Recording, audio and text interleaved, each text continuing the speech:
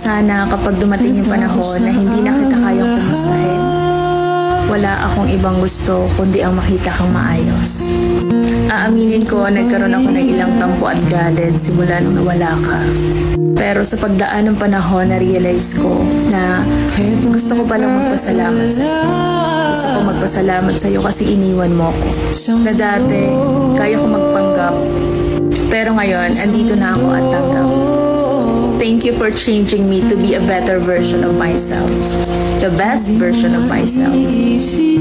Yung pagmamahal ko sa'yo, hindi yun mawawala. Kaso nga lang, hindi talaga tayo nakatadhana.